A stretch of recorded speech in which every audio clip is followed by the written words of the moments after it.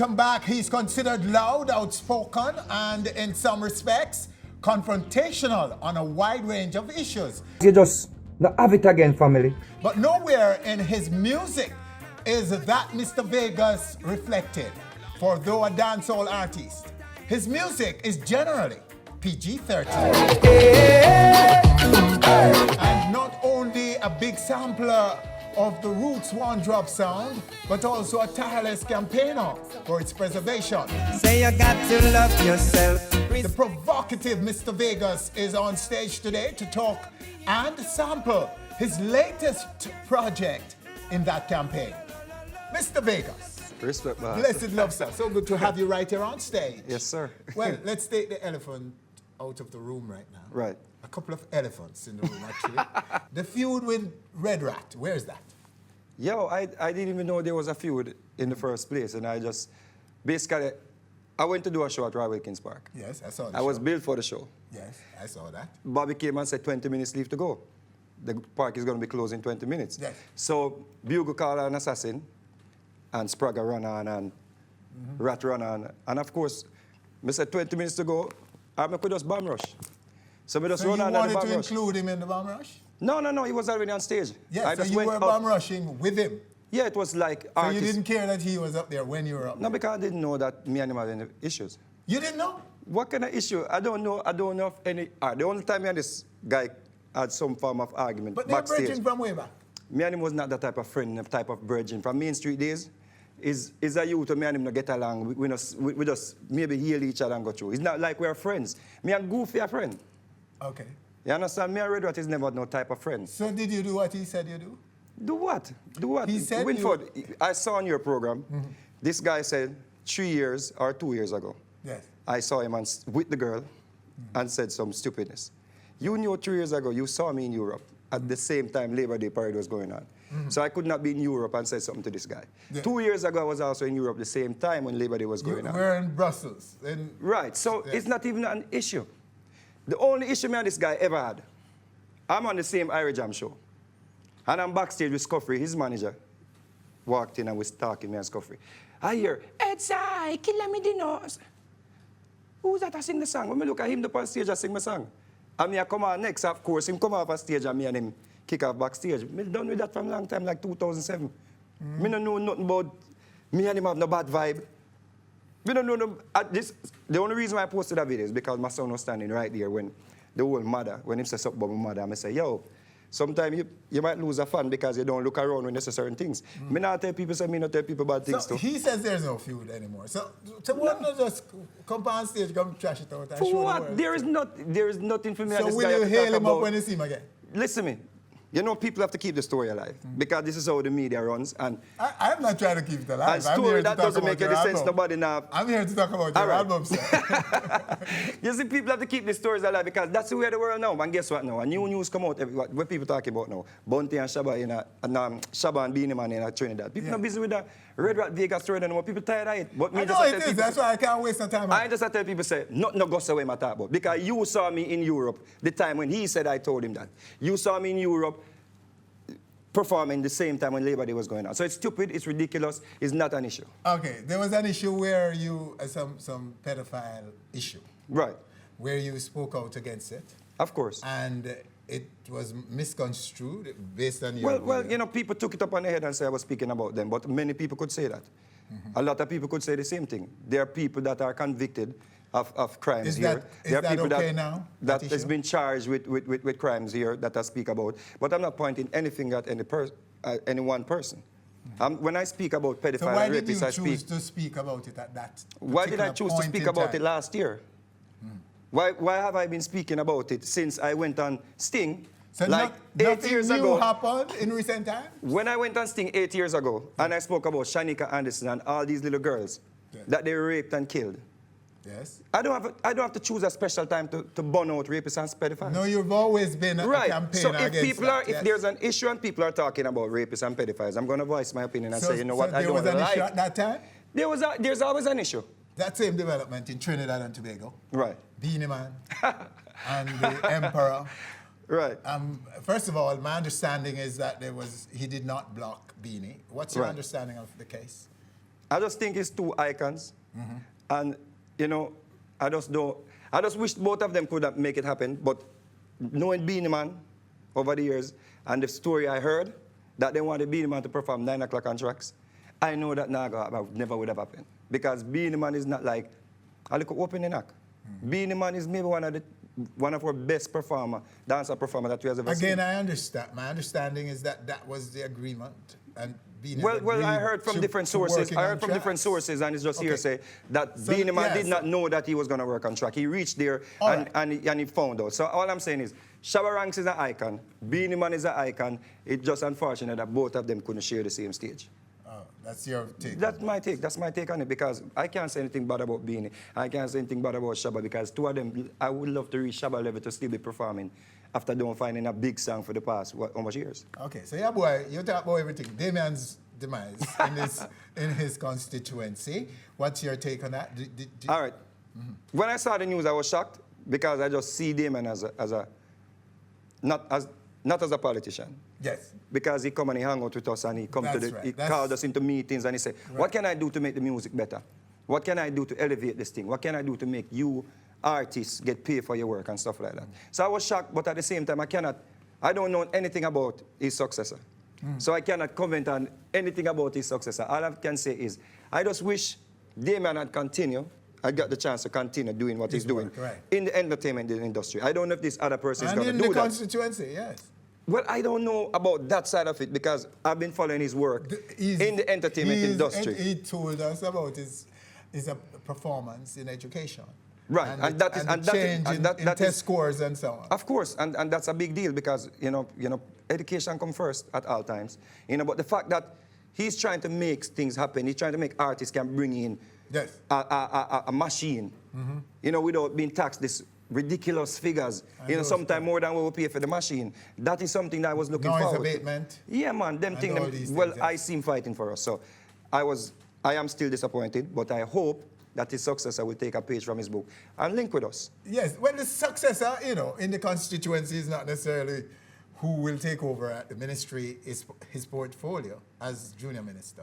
Right. So that has nothing to do with his portfolio in the entertainment, in the Ministry of Entertainment and Tourism and Entertainment. Right. All right. So one thing I know for sure. There's still a good chance he will continue in that. Right. And the good thing about it is he's a very bright gentleman. Yes. And he will continue doing what he's doing. Okay. Let's talk about your new project. Right. I'm sure you can't wait to get of to course. that. Lovers Rock. Which is right. And the soul, right? Right. So why soul? Why you touch on soul to love to it? You know that there's a part of it's a part of our culture for like cover songs and studio and rhythm, like the whole Ken Booth era, Alton Ellis, John Holt. There's always been like cover songs and like some wicked studio and rhythm. Okay. So when I did Thinking Out Loud, at the cover of Thinking Out Loud, I did not expect, the response that I got from it. So of course, I just went into the studio with Clevie and said, you know what? I could just give them a whole album of Lovers Rock. Just some classical songs that we grew up listening to, some songs that I used to sing on Sound System. Yes. And the feedback is great. Yes. You should come and perform it with a band. Most definitely, because this is like feel-good music. You understand? And there's a space for it. And I'm always trying to do something different. I could have come with like an album with pure original tune, so forth and so on. But I just think this is a sing-along album. If you love the song, then you just sing along to them. And I want to be performing on platforms where people can just enjoy. Like when I was at Sumfest and I was singing like the Alton Ellis tune, the man, Do You Know, one of them songs, I just felt good on stage. And people were just singing along. So that is what I want. Some say you're one of the smartest dancehallers. You're one of the richest, if not the richest. I am way from being the richest. You see what I said about it? But two things they say, and I can't find anything to contradict them. But you see, that rich thing get me in trouble sometimes, because sometimes it get me in trouble in promoting my music. Yeah. Because people think, say, yo, him have money, so I'm supposed to pay for everything. And that gets me in trouble sometimes. I want to be rich. Because Richer. I want to be rich. I want to be rich because my ambitions are to help like poor people, people that need help, people like the mustard seed communities. Those are my ambitions. I don't worry about monetary things. I have to have things to feed my kids. Yes. Because it's my work and I'm a responsible father. But I just want to have things where I can contribute. That's all my ambition is, just to contribute and be somebody. Because when my mother passed away, when I look at my mother and there's no breath in her body, I said, what is my purpose on earth?